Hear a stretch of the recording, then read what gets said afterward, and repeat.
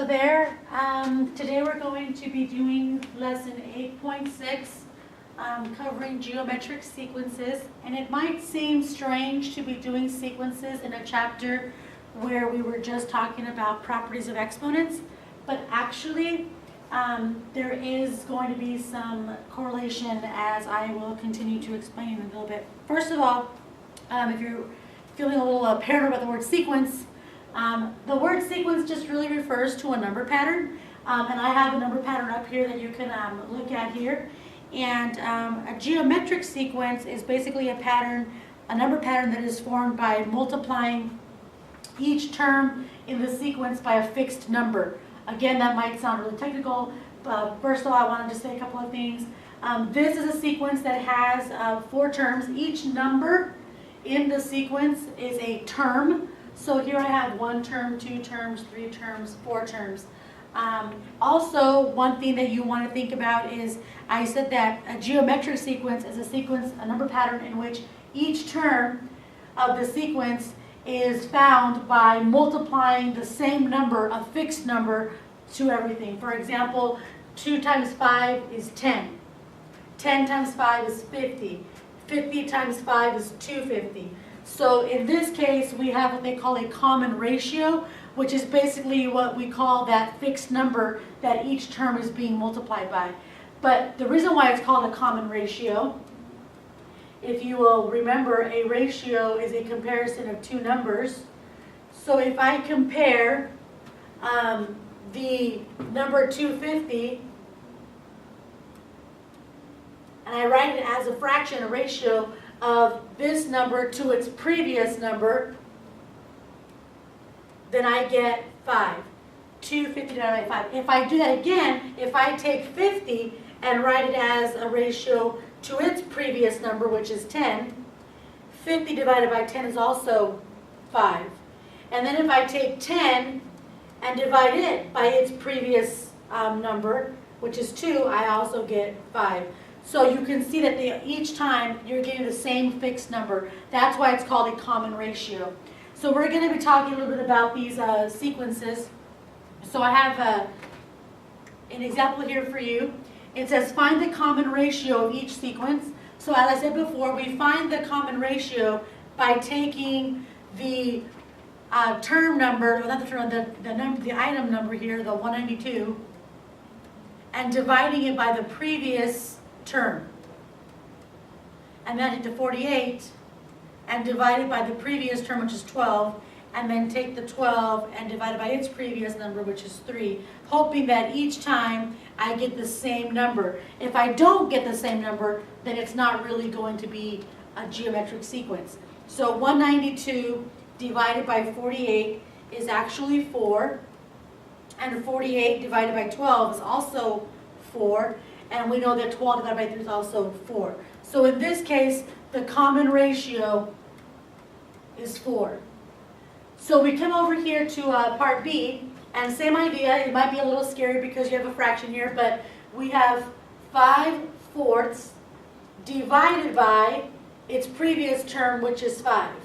Now I know that the fractions are going to get kind of scary, but A, you could choose to use your calculator and go parentheses 5 divided by 4, close parentheses, and then divide that by 5, and you get 1/4. Or if you want to do it the long way, you can take the 5/4 division, you flip it over and multiply, so the 5's will cancel, and you'll get 1/4. Same answer. So we get 1/4. Then we go to the next one, 5 divided by 20. And we know that 5 goes into 5 once, and 5 goes into 24 times, so we get 1/4 again. And then lastly, we do 20 divided by 80. And we know that 20 goes into 20 once, and 20 goes into 84 times. So you get 1/4 every single time. Therefore, the common ratio for this sequence is 1/4. Now you are going to attempt one on your own, or 3 for that matter. Again, we want you to find the common ratio for these sequences. Okay, example number 2. The other thing that they will ask you to do in the homework is to find the next 3 terms, 4 terms, 10 terms, that number can vary, but they want you to find the next number that would follow in the sequence. Now sometimes you can just do this in your head, but I'm going to show you all the work involved. Find the next 3 terms. The first thing I want to do is figure out what the common ratio is. It's all based on the common ratio. So I'm going to take negative 54 divided by 18. Okay, so negative 54 divided by 18 is negative 3. Then I have 18 divided by negative 6, which is also negative 3, so far so good. And then lastly, negative 6 divided by 2 is negative 3. I'm checking to confirm that the common ratio is always negative 3. Once I know what the common ratio is, I can determine what the next 3 terms will be by multiplying the last term by that common ratio. So to get the next 3 terms, I'm going to have to put 3 new numbers here, the next 3 numbers in the sequence. I'm going to start with the negative 54 and multiply it by negative 3 because that's the common ratio, and I get positive 162. Then I take the 162 and times that by negative 3, and I get negative 486. Then I'm going to take my negative 486 and times that by negative 3, and I get 1,458. And that is how I get the next 3 terms in the sequence. Alrighty, so now we're going to let you do these 3, again, finding the next 3 terms of each sequence. Alrighty then. And then we get to this I kind of alluded to this earlier in the lesson.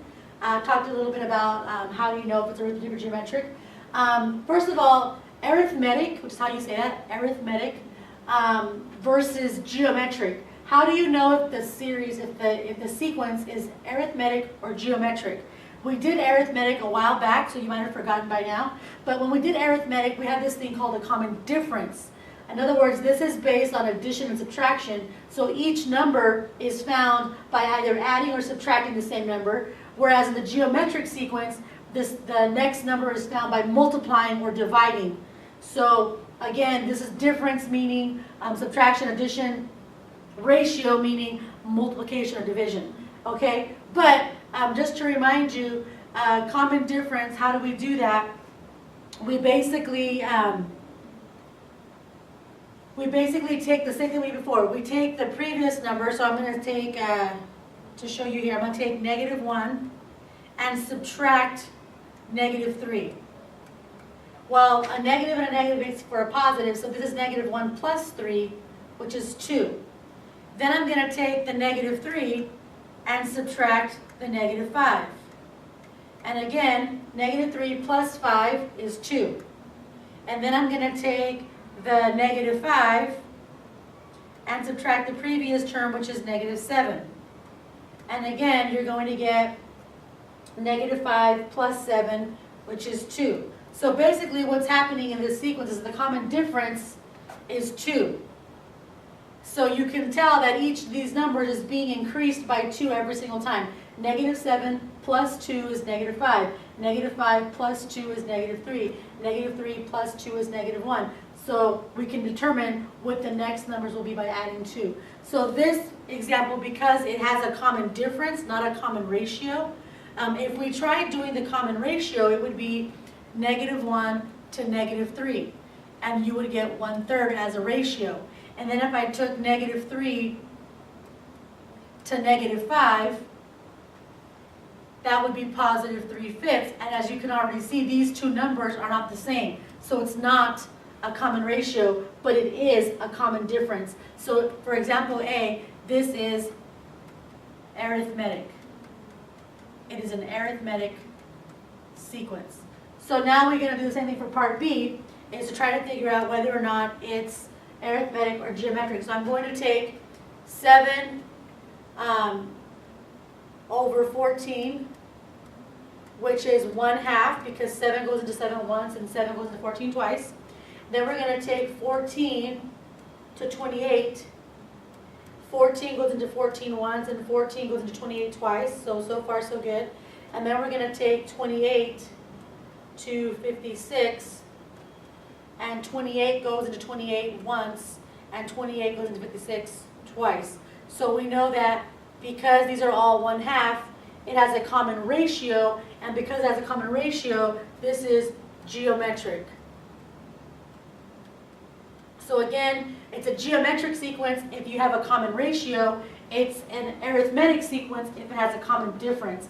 And again, if you try doing an arithmetic sequence on this guy, you would go 7 minus 14, which is -7, and then 14 minus 28, which is -14. And already you can see that it doesn't have a common difference. There are different numbers there. So it's not arithmetic, it's geometric. So in the next example, you're going to be asked to determine whether or not each of these sequences is arithmetic or geometric.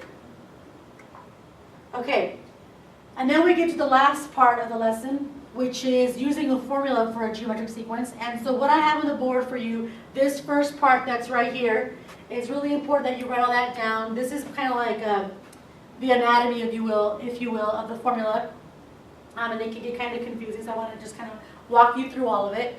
I've color-coded everything so you can keep track of what's going on here. First of all, we have this function notation, which again, we've done this in the past, but that might scare you, whatever. But this is all one thing, okay, A of n, that's how you read it, A of n. So that's read A of n. You don't say A-N, A or an, okay, it's A of n. So this symbol here represents the value of the nth term, okay, which might sound weird to you right now, but that's the value of the nth term. A represents the first term, the letter R represents the common ratio, which we've been talking about, and then n is the term number. So just to be clear, the difference between a term number, n, and the value of the nth term. They're different things, okay? So I have for you here a sample sequence. It has 4 terms. So the n, the pink n over here, is talking about or referring to the number of the terms. So this is the first term, second term, third term, fourth term. However, the value of the nth term is actually what each number actually is. So for example, if I want the value of the 5th term, then it would be the value of the next term in the sequence, which is not here. The value of the 4th term is 128. So what I've done over here is I've kind of done that for you. You can see here A of 2. The 2 is in pink because 2 represents the term number. So the second term number is 8. So the value of the second term is 8. This is the value of the 4th term, and the value of the 4th term is 128. And so you can see now why it says here's the first term. That's the value of the first term. So the first term in this case is 2. So the common ratio is something that we've yet to figure out. So right now we're going to go ahead and figure out what the common ratio is. And we do that by taking 128 and dividing it by 32, which is 4. And then we take 32 and divide that by 8, which is also 4. And then 8 divided by 2, which is also 4. So you can see here that the common ratio is 4. So I can add that to this over here. Common ratio is 4. And now that we have all these pieces, we can actually write the formula for this sequence in this way. Okay, so the formula for this particular sequence will be A of n is equal to A, the first term, which we said was 2, times the common ratio, which we just said was 4, to the n minus 1 power. This is now the formula for this sequence. Now, why does that matter? Well, sometimes they're going to ask you to say, if you want to know the next 3 terms, it's just going to be timesing each number by 4, which is fine. But what if they ask you for the 15th term or the 100th term? You don't want to sit there and keep multiplying by 4 100 times. It's going to take too long. So it is beneficial for us to have a formula. For example, the formula will help me figure out the formula will help me figure out what is A of 3. We know from looking at the sequence that A of 3 is 32. But let me show you how the formula works. A of 3 means that I'm going to go 2 times 4. And since it says to the n minus 1 power, n is the term number. And in this case, the term number is right here, it's 3. So I'm going to go to the 3 minus 1 power, which is 2 times 4, and 3 minus 1 is 2, so it's 2 times 4 squared. Now remember PEMDAS, do not go 2 times 4, which is 8, and then square it. You want to go 2 times 4 squared is 16, and then 2 times 16 is actually 32, which we already knew because there it is. All right, so just so you know how the formula thing works. All right, so now let's try an example of what you can do with the formula. It says here, find the first, 5th, and 10th terms of the sequence. So for the first,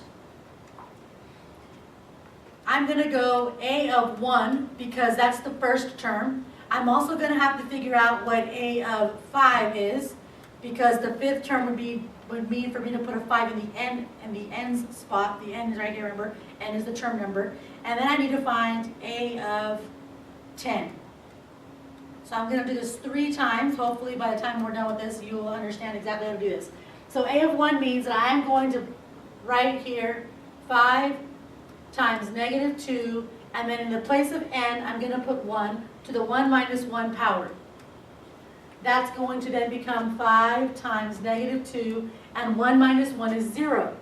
And you will recall that anything to the 0 power is 1. So this is all a 1. So 5 times 1 is now 5. So I know that the first term is 5. A of 1 is 5. Okay, then to find the 5th term, we're going to do it all over again. 5 times negative 2. And this time, instead of putting a 1 in the n spot, we're going to put a 5 in the n spot because that's what the n value is right now. So 5 minus 1, which is 5 times negative 2 to the 4th power. Okay, 5 minus 1 is 4. So again, don't go 5 times negative 2 is negative 10 and then raise it to the 4th power. Do the exponents first. Okay, so negative 2 times negative 2 is positive 8, and positive 8 times negative 2 is negative 16, and negative 16 times negative 2 is positive 32. So 5 times 32. All right, and then lastly, we want to know what 5 times 32 is, which is 160. All righty, so that is how you do, did I miss something there? I think I did something wrong there. Negative 2, sorry, I multiplied wrong. Negative 2 times negative 2 is positive 4, and then positive 4 times negative 2 is negative 8, and negative 8 times negative 2 is positive 16. So I apologize. This should actually be 5 times 16, which is not 160. 5 times 16 is actually 80. My bad. Sorry about that. Okay, so then one more time, here we go. We're going to go 5 times negative 2. This time my n is 10 for the 10th term. 10 minus 1. So that gives me 5 times negative 2 to the 9th power. 10 minus 1 is 9. So in my calculator, I'm going to put parentheses, negative 2, close parentheses, to the 9th power. And it's telling me that that number is 512. It's negative 512. That's what negative 2 to the 9th power is. So negative 512 times 5 is going to give me a whopping negative 2,560. So that is me finding the first term. The value of the first term is 5. The value of the 5th term is 80. And the value of the 10th term is negative 2,560. That is how you do that. And then I'm going to ask you to do this example here. And then once you have done that, you will have completed your notes for this lesson. So I will see you in class.